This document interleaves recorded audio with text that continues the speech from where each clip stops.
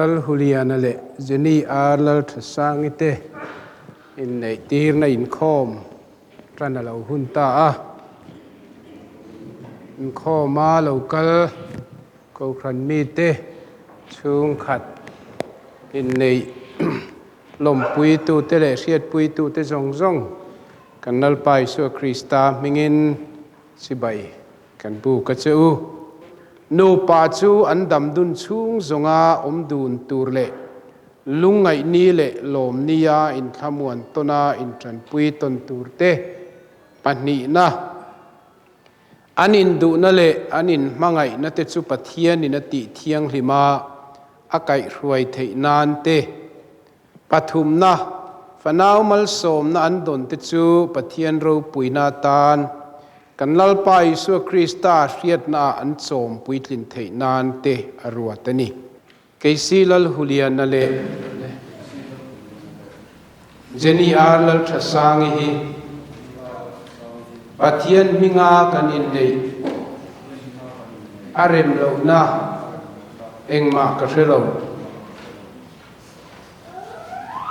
keizeni ar lal thasang le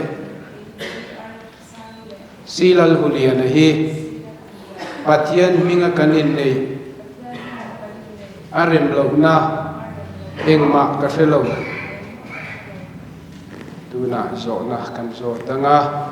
nang silal huliana pathian mingin ka zo ta che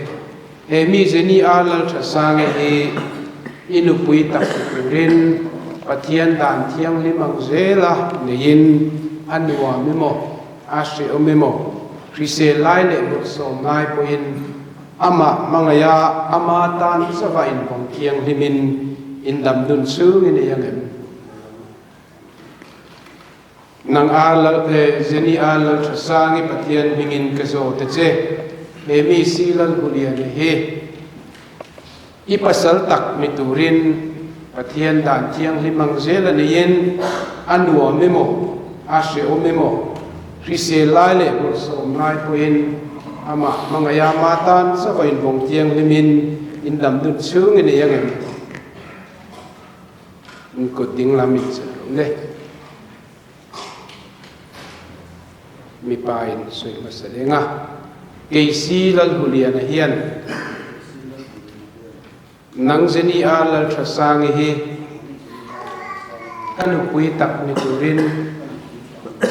anu memo ashe o memo rethei emo nom sak emo rise lai le bor som lai poin thi na in min thin ma lo chuan mangaya en kola rong bol sak tur chein voina tang hian pathian dan thiang ni mang zelin ka nei ta che ti ka hriat ti re me chen soi venga keizeli alal thasang hian nang silal huliana hi ka pasal tak mi turin anua memo ashe o memo rethei emo nom sak emo Chrisel lai le borsom lai po in thi na in min chen ma lo chuan mangaya en kola rung bol sak tur chin voina tang hian pathian dan thiang limang zelin ka nei ta che ti ka hriat ti re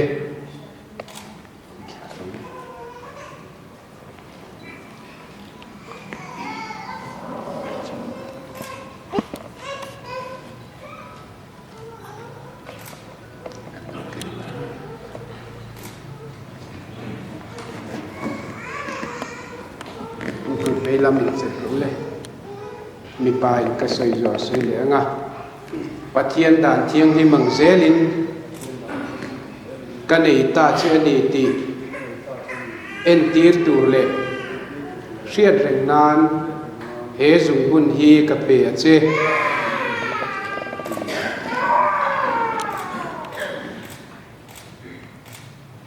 in khom ho te lo ding ang ule tuna hian silal hulian le zeni al thasang te hian pathian dan thiang limang zela in nei turin pathian le ako kan ho ma tu an thunga he ramdan le pathian dan thiang limang zela nu patak anita ti kapuange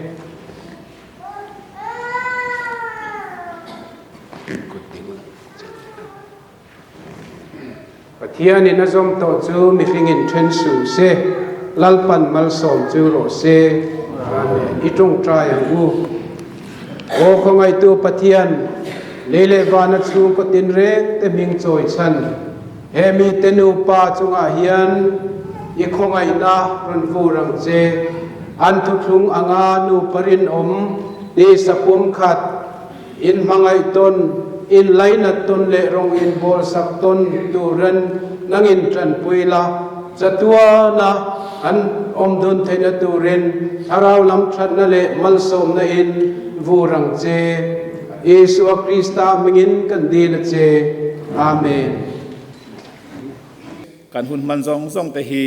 ti ro pui na kan man theina tur le ke ni tan mal som na alo ni kan du e me mani chung zong zong chu kan al pai so Krista mingin kan din che